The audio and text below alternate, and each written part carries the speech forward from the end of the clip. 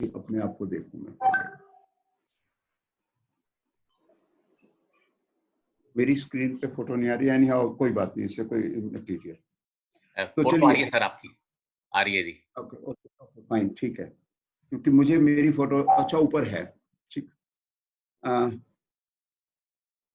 मेरी आवाज आ रही है आपके पास? आ रही है, बिल्कुल साफ आ रही है सर, क्लीन है, ठीक हो, क्लियर है। चलिए। तो ये ताड़ासन हो गया, क्योंकि अब ये हमारा दूसरा सेशन है, तो इस समय हमारे पास लगभग 38 मिनट्स हैं। तो जो इसमें और बातें करनी है कर लेते हैं। एक आसन हम और करेंगे, कोण आसन। कोण आसन की आप सभी को विधि मालूम है। आप अपने आसन पर बैठें,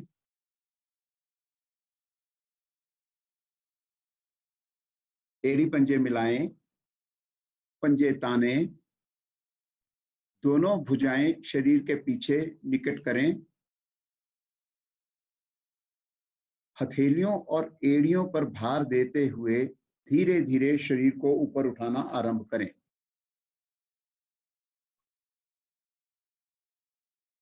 दोनों पंजों को पृथ्वी से लगाने का प्रयास करें। अंतिम स्थिति में पंजे पृथ्वी पर हों। घुटने सीधे, गर्दन सीधी, और कुछ देर यहां रुकें।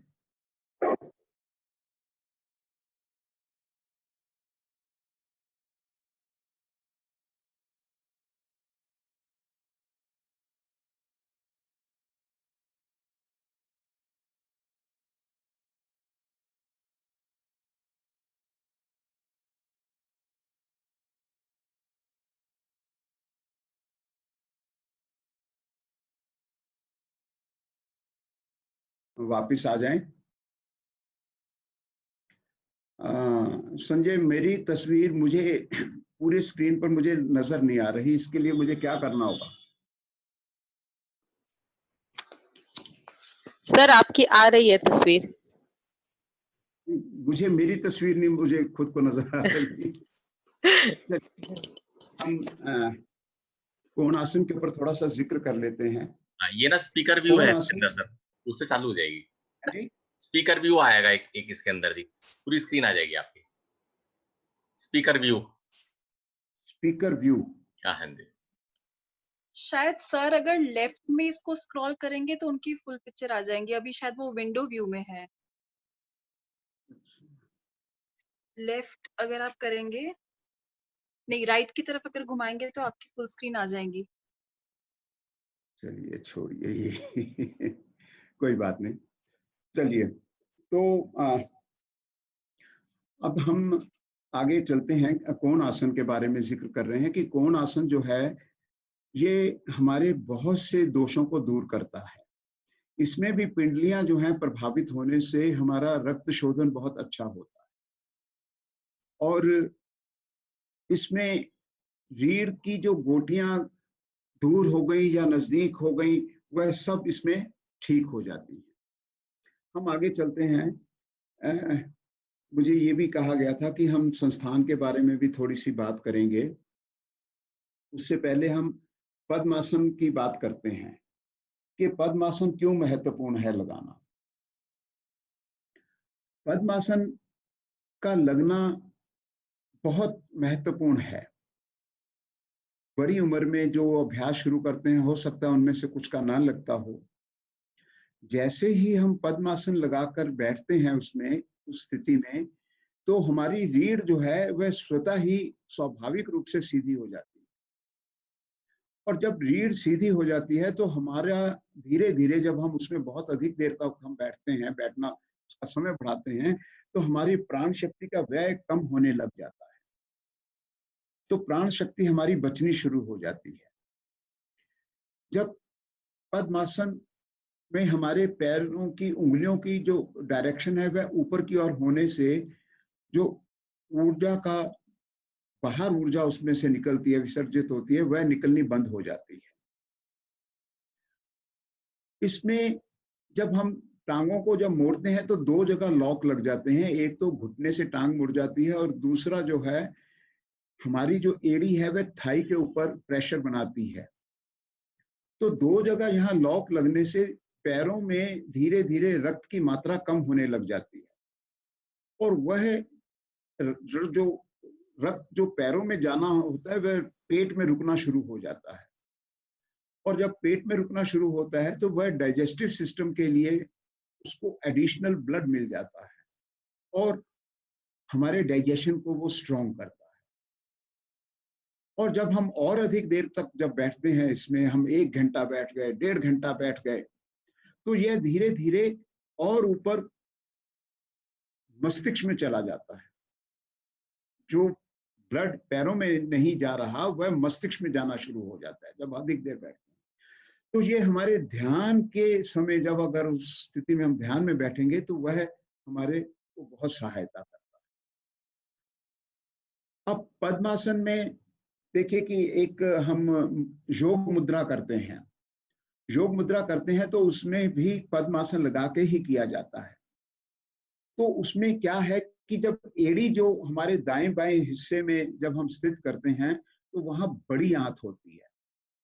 उस एड़ी के प्रेशर से बड़ी आंत जो है वह उसमें पड़ी हुई गांठें खुलनी शुरू हो जाती हैं, जिनको बहुत पुरानी कब्ज होती है। अगर हम और इसमें आगे चलें तो जब हम बाईं टांग को मोड़ते हैं, बाईं टांग को मोड़ते हुए एड़ी को नाभि के दाईं और पेड़ू पर स्थित करते हैं, तो यहाँ ये ईश्वर ने देखो कितनी संरचना कितनी जबरदस्त कर रखी हुई है। जहां ये स्थित होती है वहां एक सरस्वती नाड़ी है, उस नाड़ी को ये प्रभाव में लाती है, और जैसा उस नाड़ी का नाम है वैसा उसका काम है। पद्मासन में बैठने से शरीर में स्थिरता आती है। तभी कहा जाता है कि जब हम प्राणायाम कर रहे हैं और पद्मासन में बैठेंगे तो हमारे शरीर में हिलजुल नहीं होगी, ना के बराबर होगी। हम जब चाहेंगे तभी हो पाएगी। और प्राणायाम जब हम कर रहे हैं तो हमारा प्राणायाम का मतलब कि प्राणों का आयाम करना, प्राणों का संरक्षण करना, प्राणों को हम शरीर के भिन्न भिन्न हिस्सों में उसको हमें लेकर जाना है पर्टिकुलर, जब हम कोई एक प्राणायाम कर रहे हैं। इसी प्रकार जब ध्यान में है तो ध्यान में भी हमारी एकाग्रता बढ़ती है। अब बात ये आती है कि पद्मासन कुछ के नहीं लगते, और ये बात सुनकर उनके मन में ये हो सकता है कि मेरा भी पद्मासन लगे। तो आप वाकई चाहते हैं कि पद्मासन लगे तो आप 15 दिन शाम का जो भोजन है वह सीजनल सब्जियों से, जैसे कि पालक होगी, जो घिया हो गई, तोरी हो गई, आजकल घिया तोरी आ रही है, या जिस मौसम में पालक है, तो उन सब्जियों को उबाल कर उसमें हल्का सा नमक और अपने टेस्ट अनुसार जीरा छौंक के डाल लें और उससे पेट भरें। मुझे विश्वास है कि 16वें दिन आपका पद्मासन लग जाएगा। और इसके साथ साथ आपको टांगों की सूक्ष्म क्रियाएं भी करनी है, वे सब आपको आती हैं, तो आपको बहुत अच्छा लगेगा। कभी फेस टू फेस जब कभी केंद्र का संचालन करने का कभी मौका मिलेगा तो तब इसका प्रैक्टिकली करके दिखा देंगे। तो इसलिए पद्मासन लगाना बहुत लाभकारी है। तो आप जिनके नहीं लग रहे वह ऐसा विचार करें कि जैसा आज बतलाया है कि सूक्ष्म क्रियाओं पर अधिक ध्यान दें टांगों की, और अपने शाम के भोजन को, फिर से मैं रिपीट करूंगा, शाम का भोजन। शाम का भोजन क्या होता है? सूरज के रहते रहते या सूरज के ढलने के 1-1.25 घंटे के अंदर अंदर, क्योंकि हमारा जो डाइजेस्टिव सिस्टम है वह सीधा सूरज से रिलेटेड है। जब तक हमारे शरीर पर सूरज की किरणें पड़ती हैं डायरेक्टली या इनडायरेक्टली, तो हमारे जो 5 फायर ग्लैंड्स हैं वह एक्टिवेट रहते हैं, जैसे कि आंत हो गई, आमाशय हो गया, हमारा पेंक्रियास ग्लैंड हो गया, वो एसिड को सीक्रेट करते हैं। और जब सूरज ढलने के कुछ समय के पश्चात उनकी एक्टिवेशन धीरे धीरे 0 हो जाती है, वो सीक्रेट करना बंद कर देते हैं। लेकिन मशीन चल रही है तो इस करके भोजन जो है वह आगे बढ़ता रहता है। और भोजन में से हम जो रस जिस रस से हमारा शरीर चलना है, वह हमारा शरीर उसमें से वह रस नहीं निकाल पाता। और होता क्या है कि वह धीरे धीरे हमारे पेट के दाएं बाएं चर्बी के रूप में इकट्ठा होने लग जाता है, फिर पेट के अगले भाग में आ जाता है, थाइस में आ जाता है, हिप्स में आ जाता है, फिर घुटनों में, एंड सो ऑन, फिर दिक्कतें होनी शुरू हो जाती हैं।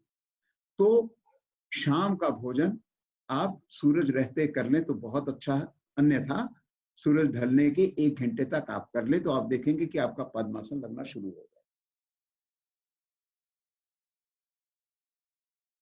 संस्थान के बारे में संजय आप हो लाइन पर? संजना जी, आप मुझे टाइम के लिए बतलाते रहना कि कितने मिनट रह हाँ गए। जी सर, ठीक है सर, ठीक है। ठीक है, तो अब हम चलिए हम एक प्राणायाम करेंगे, अनुलोम विलोम। अनुलोम विलोम प्राणायाम एक बहुत महत्वपूर्ण प्राणायाम है और आजकल कोविड-19 से जब पूरा विश्व ग्रसित है, इसमें इसके लिए, इसको करने के लिए, इस प्राणायाम को करने के लिए, भ्रामरी प्राणायाम को करने के लिए हर जगह कहा जा रहा है। इसके करने से क्या लाभ है कि जब हम धीरे धीरे श्वास अधिक से अधिक भरते हैं और धीरे धीरे छोड़ते हैं, तो हमारे जो लंग्स हैं, हमारे जो ये फेफड़े हैं, इसमें लगभग 70 करोड़ एयर सैक्स हैं, छोटी छोटी एयर पॉकेट्स हैं। यह, इनका काम क्या है? ये श्वास को ग्रहण करती हैं और उस श्वास में ऑक्सीजन भी होती है और इन्हीं लंग्स में हृदय गंदे खून को फेंकता है और वहां वो ऑक्सीनेट होता है, उसमें ऑक्सीजन मिलती है और फिर वह हृदय उसे वापस लेता है और फिर पूरे बॉडी को सप्लाई करता है। तो अगर हमारे लंग्स जो है वह स्वस्थ होंगे, लचीले होंगे, तो अधिक श्वास हम ले सकेंगे, रोक सकेंगे वहां पर। तो इसको करने के लिए ये जो प्राणायाम है, ये बहुत महत्वपूर्ण प्राणायाम है। इस प्राणायाम के करने से हमारा जो प्राण शक्ति है वह संतुलित रूप से शरीर के दोनों हिस्सों में, दाएं और बाएं हिस्से में विचरण करती है। अगर हम कहें कि गहरा लंबा श्वास है तो उसमें सामान्य रूप से विचरण करती है, इसमें संतुलित रूप से। संतुलित रूप से कैसे? क्योंकि हम बाईं नासिका से भी श्वास ले छोड़ रहे हैं और दाईं नासिका से भी श्वास ले छोड़ रहे हैं। और जब हमारा अभ्यास अच्छा हो जाता है तो हम जितने समय में श्वास लेते हैं उतने समय में दूसरी तरफ से श्वास को छोड़ते हैं। और इससे और क्या लाभ होता है कि जैसे हमारी जो बायां स्वर है, बाएं तरफ से जो नासिका से हम श्वास लेते हैं, उसको ईड़ा नाड़ी, ठंडा स्वर, चंद्र स्वर, अगर वही श्वास हम दाईं ओर से ले छोड़ रहे हैं तो ये सूर्य स्वर है, गर्म स्वर है, पिंगला नाड़ी है, ये प्रभाव में आते हैं। इसका एक और बहुत बड़ा लाभ ये है कि जैसे जैसे हमारा अभ्यास अच्छा होता चला जाता है प्राणायाम का और हमारा दायां और बायां स्वर एक बराबर काम करने लग जाता है, तो समता आती है, हमारे विचारों में समता आती है, हमारे विचारों में ठहराव आता है, जिससे कि हम अच्छा सोच पाते हैं, अच्छा कर सकते हैं। और आजकल कोविड-19 के कारण इन लंग्स की हमें बहुत ज्यादा, शरीर को पूरे की बहुत आवश्यकता है, क्योंकि ऐसा कहा जा रहा है कि ये पहले गले में 2-3 दिन रुकता है वायरस, उसके बाद ये लंग्स में आता है और हमारे जो एयर सैक्स हैं उनको, उसमें श्लेष्मा उनकी कार्य क्षमता को खत्म कर देता है धीरे धीरे, तो दिक्कत आती है। तो इसका अभ्यास करेंगे।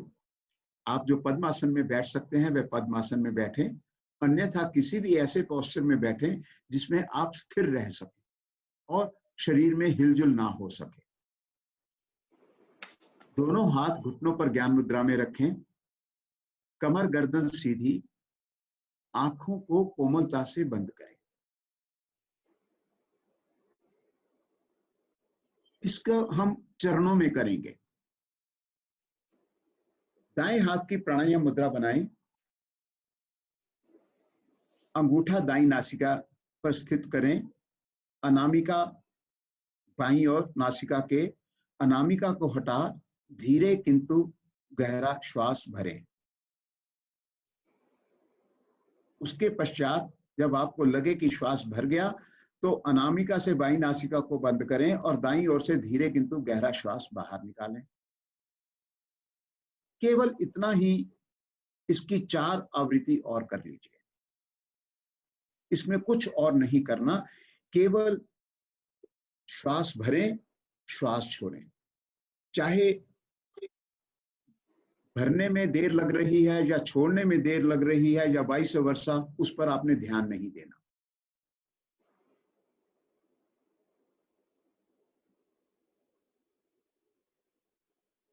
पांच आवृत्ति पूरी होने के बाद वापस आ जाएं।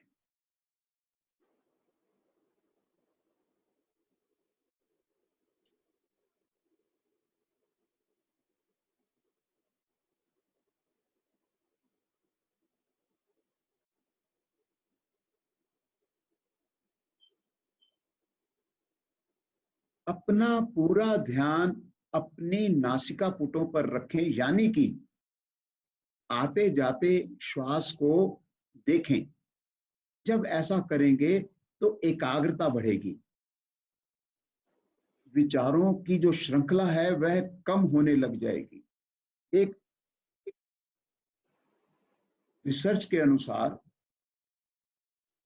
मनुष्य में 24 घंटे में लगभग 64 से 65 हजार विचार आते और जाते हैं। 64 to 65,000। समय को मद्देनजर रखते हुए आपकी अभ्यास बहुत अच्छा है। इस आवृत्ति को पूरा कर वापस आ जाएं। हम चर्चा आगे करें। अपनी आंखें कोमलता से बंद रखें। ये इसका पहला चरण है। यह उनके लिए है कि जिन्होंने अभी अभ्यास करना शुरू किया है।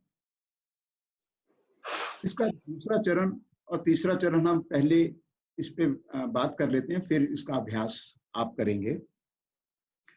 दूसरे चरण में इसमें हम श्वास को धीरे धीरे भरेंगे और जब भर लेंगे तो मूल बंद लगाएंगे। फिर धीरे धीरे श्वास को दूसरी नासिका से छोड़ेंगे। जब श्वास छोड़ रहे होंगे तो आप में से कुछ का हो सकता है मूल बंद खुल भी जाए, तो आप जब अधिक से अधिक श्वास निकल जाएगा तो फिर मूल बंद लगाइए। ये इसका हो गया दूसरा चरण। ये स्टेप्स में आपको बताया जा रहा है। इसका तीसरा चरण, जब आप ऐसा करते हुए आपका श्वास जो है रिदमिक हो जाए, तब आप इसको एक एक की मात्रा में करें। यानी कि श्वास को गिनकर एक तरफ से श्वास भरें और उसी गिनती में दूसरी तरफ से श्वास को छोड़ें और फिर दूसरी ओर से उसी गिनती में श्वास को भरें और पहली ओर से उसी गिनती में श्वास को छोड़ें। शुरू में ऐसा हो सकता है कि आपको ये लगे कि इसमें कुछ कठिनाई हो रही है, तो जो लेसर साइड की काउंट होगा, चाहे श्वास भरने में या छोड़ने में, आप उस लेसर साइड पर आ जाएंगे। मतलब एक समय आप माना 5 सेकंड में श्वास भर रहे हो लेकिन 4 सेकंड में छोड़ा जा रहा है, तो अगली बार 4 सेकंड में श्वास को भरेंगे। जब इसमें आप रिदम आ जाए, आपकी लयबद्धता आ जाए, तो इसके अंदर आप मूल बंद भी जोड़ देंगे। तो इस प्रकार से आप इसका स्टेप वाइज जब अभ्यास करेंगे तो आपको अनुभव होगा कि कुछ ही दिनों में आपका अभ्यास बहुत अच्छे ढंग से होने लग जाएगा। तो इसका अब हम पूरा विधि अनुसार यहाँ से डिस्क्रिप्शन यहाँ बोला जाएगा, आपसे जितना हो सके आप उतना करेंगे। इसका अभ्यास फिर से करेंगे। दाएं हाथ की प्राणायाम मुद्रा बनाएं, अंगूठे को नासिका के दाईं ओर रखें, अनामिका को बाईं ओर, और बाईं ओर से धीरे किंतु गहरा श्वास भरें। और जैसा जैसा आपको बतलाया, जैसी जैसी आपकी स्थिति है वैसा वैसा आप करें, और अनामिका से बाईं नासिका को बंद कर दाईं ओर से धीरे धीरे गहरा श्वास बाहर छोड़ें। फिर दाईं ओर से ही श्वास को भरें उसी प्रकार, और बाईं ओर से छोड़ें। अब जिनमें श्वास काउंट करने की क्षमता है वह श्वास काउंट करके करें, साथ में मूल बंद लगाएं। मूल बंद लगाने का बहुत बड़े लाभ हैं, इसका अभ्यास करते रहें और अपना पूरा ध्यान अपने श्वास के ऊपर रखें, अभ्यास करते रहें।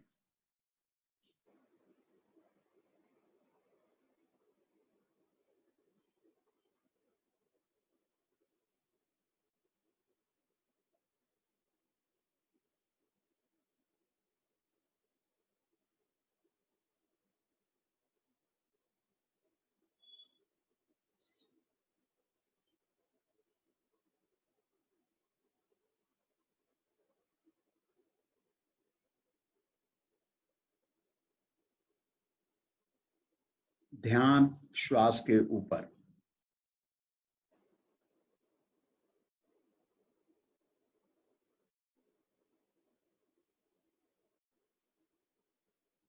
हर प्राणायाम की समाप्ति पर आप आंख नहीं खोलेंगे। प्राणायाम के समाप्ति पर एक स्थिति बनती है जिसमें कुछ समय के लिए श्वास लेने छोड़ने की शरीर को आवश्यकता ही नहीं रहती, वह स्थिति बनती है। उसका अवलोकन करें। वह देखिए कि क्या ईश्वर ने हमें एक मान्यता के अनुसार हमें गिनती के श्वास दिए हुए हैं, जो वापस आ गए हैं वह पुनः दोबारा शुरू कर दें। और जब हम श्वासों की संख्या धीरे धीरे हमारी इन प्रक्रियाओं से कम होने लग जाती है तो हमारा जीवन लंबा और निरोग बनता है। धीरे धीरे अधिक से अधिक श्वास भरें, एक नासिका से दूसरी नासिका से धीरे धीरे अधिक से अधिक बाहर छोड़ें।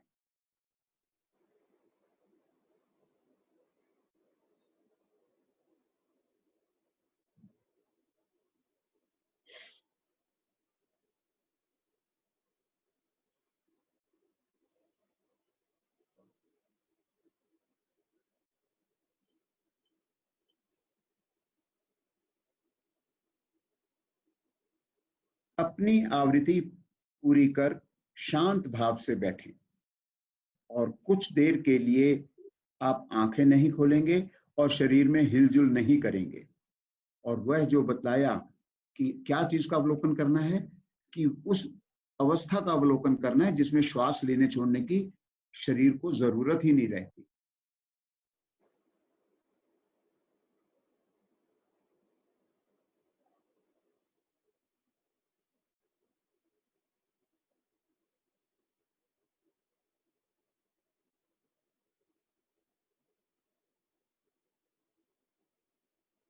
कोमलता से आंखें खोलें। संजना जी टाइम बतलाएंगे कितना समय रहता है? सर अभी 20 मिनट के अराउंड है। 15-20 मिनट के, हाँ 15 मिनट है। 50 मिनट है। हाँ जी, हाँ जी, ठीक हो गया। अब थोड़ी सी संस्थान की बात कर लेते हैं, उसके बाद फिर हम कुछ ओम चैंटिंग करेंगे और फिर समाप्त करेंगे। राजन जी, अगर कुछ आप कह रहे थे कि प्रश्न वगैरह भी। हाँ, अगर कोई किसी के क्वेश्चन आंसर हो तो वो उसका 10 मिनट 5-7 मिनट का टाइम दे दीजिए सर। ठीक है। ओम चैंटिंग के बजाय अगर हम लोगों को टाइम दे दें तो ठीक है। ठीक है, तो आप सभी सुन रहे हैं इस समय। आज जो अभ्यास किया गया है या जो बातचीत आज हुई है उससे संबंधित किसी के मन में कोई प्रश्न हो तो अवश्य पूछें, क्योंकि प्रश्न एक करेंगे और ईश्वर की तरफ से अगर कोई उत्तर मैं दे सका तो लाभ सभी को मिलेगा। तो इस करके प्रश्न पूछना भी एक सेवा का कार्य हो जाता है। तो संस्थान, अभी संस्थान की बात हो रही थी। संस्थान जो है हमारा 10 अप्रैल 1967 को श्रद्धेय स्वर्गीय श्री प्रकाश लाल जी ने इसकी स्थापना करी थी। और क्यों करी थी, क्या कारण बना था कि जब एक साध्वी यहाँ आए, उन्होंने ये कहा, विदेश से आए, कि योग जो है जब विदेशों से भारत में आएगा तो तब यहाँ पर इसको लोग एक्सेप्ट करेंगे। तो वो बात उनको ऐसी लगी तो उन्होंने सारा जीवन अपना उसके बाद इसमें दे दिया। प्रकाश लाल जी को आज 30 जो आने वाली 30 तारीख है उसको 10 साल हो जाएंगे ब्रह्मलीन हुए। मेरा उनका जो संबंध, मैं बहुत भाग्यशाली कि उनके जीवन के, उनकी जागृत अवस्था में 7-8 घंटे में उनके साथ था। और उस समय भी वह सिर्फ संस्थान के बारे में ही सोच रहे थे। वो बहुत कष्ट में थे उस समय, लेकिन बात वो संस्थान की ही कर रहे थे। तो ऐसे संस्थान के साथ हम सब जुड़े हुए हैं जो कि निष्काम कर्म को प्रेरणा देता है कि निष्काम करिए, निष्काम कर्म करिए। क्योंकि बाकी सब तो हम जो काम कर रहे हैं वह स्वार्थ के काम है। जब हम निष्काम काम करेंगे, ये पक्की बात है कि वो निष्काम कर्म जो है वह ईश्वर का कर्म है, वह ईश्वर का काम है। वह जब आप ईश्वर का काम करेंगे तो आपके काम का ध्यान ईश्वर करेगा। यह भी पक्की बात है, क्योंकि मैं अपने जीवन में अनुभव कर चुका हूं। तो हमारा संस्थान जो है बिल्कुल निःशुल्क है, ना किसी से किसी को सिखाने के लिए कुछ लेता है, ना किसी से किसी को कुछ देता है। आप जैसे सभी कार्यकर्ता हैं, आप स्वयं अपने पास से पैसे खर्च के, अपनी जेब से पैसे खर्च के, समय निकाल कर अपने शरीर को भी आप मतलब कि तन मन धन से आप इसके अंदर जुटे हुए हैं। आप सभी बधाई के पात्र हैं। ईश्वर से प्रार्थना है कि आपको ईश्वर ऐसी और शक्ति दे। जैसा कि अभी राजन जी ने बताया था कि 70 से अधिक हमारे यहाँ जिले हैं। तो जो दिल्ली है, दिल्ली एनसीआर है एक, हमारे पूरे भारतवर्ष में 23 राज्यों में हमारे केंद्र चल रहे हैं। अगर हम सब मिला ली जाए पूरे हिंदुस्तान के और विदेशों में, 11 कंट्रीज विदेशों में हैं जहां हमारे सेंटर चल रहे हैं। Fiji, Australia, Dubai, USA, Britain. तो ये लगभग 3500 से ज्यादा हो जाते हैं। संस्थान के प्रकाशन जो है वह 33 प्रकाशंस हैं। मतलब कि आपको मालूम है, आपके तो बहुत सी कई बारी टीमें जिसमें संजना जी भी हैं संस्थान में आकर, और 2 अक्टूबर के दिन भी सेल काउंटर को देखते हैं, आपको सबको मालूम है। इसमें नई से नई किताबें आती जा रही हैं। और सामग्री के रूप में हमारे यहाँ पर त्रिफला है, उसके साथ ये क्या नाम है, अमृत पेय है जो कि 26 जड़ी बूटियों का है, और अर्जुन छाल है, और कटी लपेट है। ये चीजें नई इंट्रोड्यूस करी गई हैं, जैसे त्रिफला और कटी लपेट। कटी लपेट बहुत महत्वपूर्ण है। कटी लपेट जो है वह पेट पर लपेटी जाती है। इसमें 2 प्रकार की, एक कॉटन होती है और एक वूलन होती है। वूलन की जरूरत पड़ती है सर्दी में। तो जो उस कटी लपेट को हम क्यों अच्छी है यह कि हमारे जितने भी महत्वपूर्ण अंग हैं, संजना जी जब 10 मिनट रह जाएंगे तो आप मुझे बतला देंगे। हाँ जी सर, 9 मिनट रह गए हैं। टोटल 9 मिनट रहते हैं अभी काम। हाँ जी सर, हाँ जी। ठीक हो गया, तो मैं इसे संक्षिप्त करता हूँ। तो आप सबसे ये है कि जो इन चीजों के कटी लपेट को मैं पूरा कर लेता हूँ कि ये पेट पर इस करके लगाना जरूरी है कि किसी का पाचन, निष्कासन, या किसी को और समस्याएं हैं, जैसे महिलाओं को कुछ महिलाएं वाली दिक्कतें होती हैं, उनके लिए ये बहुत अच्छा है। तो इसको आप गीला करके खाली पेट सुबह जब उठें, नित्यकर्म से फ्री होने के बाद खाली पेट आप इसको 30 मिनट के लिए लपेटें, और सर्दी है तो उसके ऊपर गर्म को भी आप लपेटें। तो इसके ऊपर फिर कभी हम और सामग्री के ऊपर चर्चा कर लेंगे। तो अब हमारे पास लगभग 8 मिनट रह गए हुए हैं, और अगर आप में से आज जो कार्यक्रम जो लिया गया है, जो आसन या जो चर्चाएं हुई हैं जिसके बारे में किसी का प्रश्न है तो आप प्रश्न करें। राजन जी।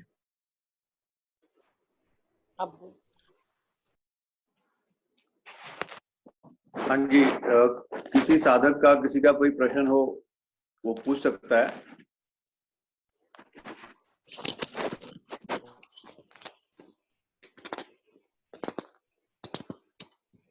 ठीक हो गया, हम इसको आगे बढ़ाते हैं। हाँ जी, कुछ कह रहे हैं जी? जी बोलें। सर वो पट्टी की चौड़ाई कितनी होनी चाहिए? ये हमारे आश्रम में मिल रही है। वैसे आप इसको 6 इंच के करीब ये चौड़ी होनी चाहिए, और इतनी होनी चाहिए कि इसका कम से कम भी एक राउंड रैप नाभि के नीचे हो जाए। इसको नाभि के नीचे के हिस्से पे लपेटा जाता है, या नाभि के बीच में से? हैं जी, या नाभि के जैसे 3 इंच ऊपर 3 इंच नीचे लपेटा जाता है? नहीं जी नहीं, इसको नाभि के नीचे लपेटना है आपको। अच्छा सर। इसको लपेट कर आप जो भी अपना काम है, वह अपना घर का जो काम है वह करते रहें। अगर सर्दी है तो उसके ऊपर आप गर्म को लपेट लें जिससे कि ठंड ना लगे, और उसके बाद अपने आप घर के काम करते रहिए, पर लेकिन ये खाली पेट ही आपको करना। Thank you sir.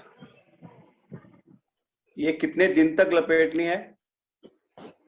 इसको आप जब तक आपको बहुत ज्यादा किसी चीज की समस्या लग रही है, तब जब तक आपको रिलीफ मिलना नहीं शुरू होता, तब तक करें। और इसको अन्यथा अगर जो स्वस्थ भी है वह भी इसको लपेट सकते हैं, और जरूरत के अनुसार आप इस मतलब कि इसका पीरियड आप रख सकते हैं, कोई इसमें बंधन नहीं है।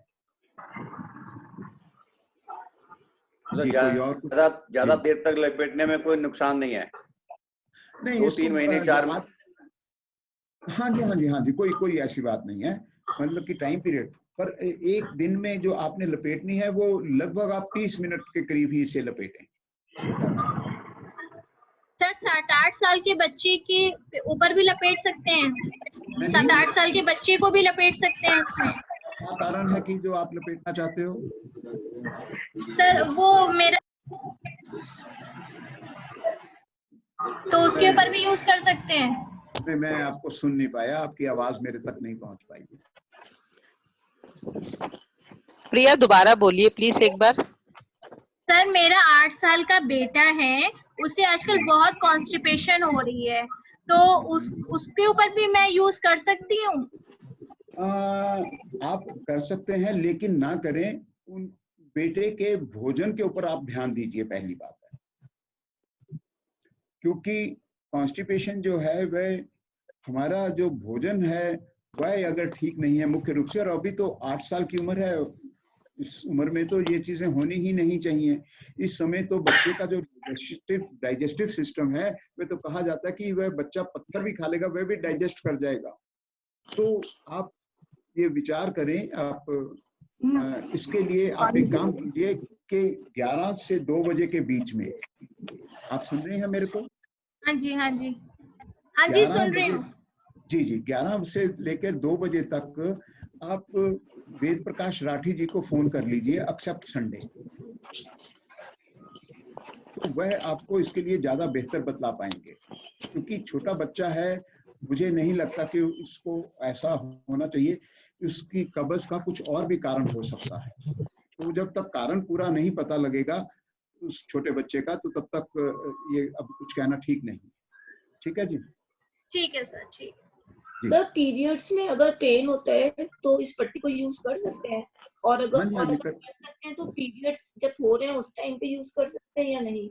नहीं, आप कर लीजिए, कोई इसमें नहीं है, लेकिन पीरियड्स के दौरान आपने अभ्यास नहीं करना, 0 अभ्यास, सिर्फ आपने प्राणायाम करना है पीरियड्स के दौरान। इस बात का केवल ध्यान रखना है।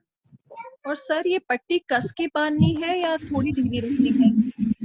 नहीं, देखिए वो पट्टी गीली है, आपने राउंड रैप करनी है अपने पेल्विस रीजन पर, मतलब कि टाइट नहीं बांधना। अच्छा, टाइट नहीं बांधना, टाइट नहीं बांधना, वो इतनी लंबी है कि वो उसका मतलब कि it depends upon the dia of the waste कि वो कितना राउंड रैप ले जाएगी। वो 1-1.5 रैप ले जाएगा पट्टी, तो आप जितना वो हो जाता है उतना। मैंने पूछा मतलब जैसे बेल्ट होती है वैसे बांधे, मतलब उतना बहुत टाइट नहीं करना है।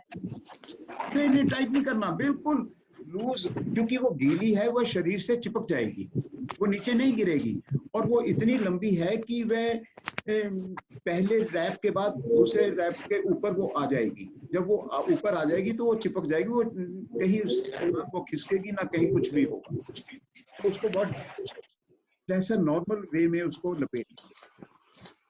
सर इस पट्टी में मतलब ज्यादा गीली बांधनी है, थोड़ा सा टाइट निचोड़ के बांधनी है?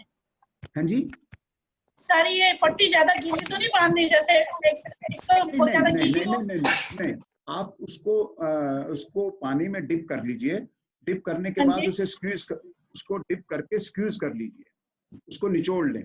Okay sir, okay sir. Normal पानी। सर इसमें यूरिन इन्फेक्शन के लिए भी ठीक है सर? अगर यूरिन इन्फेक्शन, ये सब चीजों के लिए ठीक है, इसका कोई नुकसान नहीं है। यूरिन इन्फेक्शन मतलब लीकेज होती है जैसे कभी कभी? नहीं, देखिए वो देखिए आप, अब मैंने ये कहा था कि जो आज से रिलेटेड है उसके लिए आप ये प्रश्न करेंगे, तो ये जो चीजें हैं ये आप जब तक यूरिन क्यों लीक कर रहा है, जब तक वह नहीं पता लग पाएगा तब तक उसका समाधान नहीं हो पाएगा। उसके लिए तो रिपोर्ट्स चाहिए,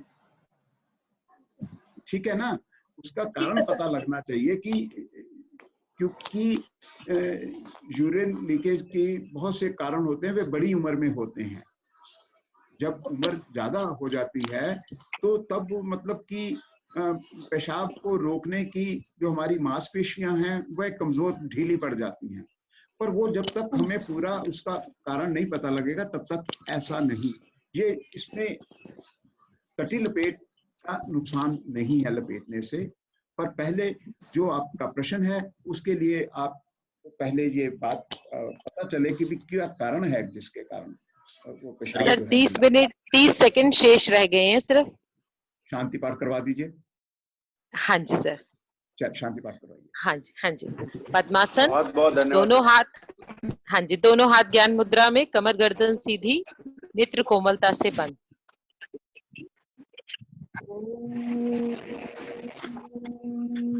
देव शांति, रंतरिक्ष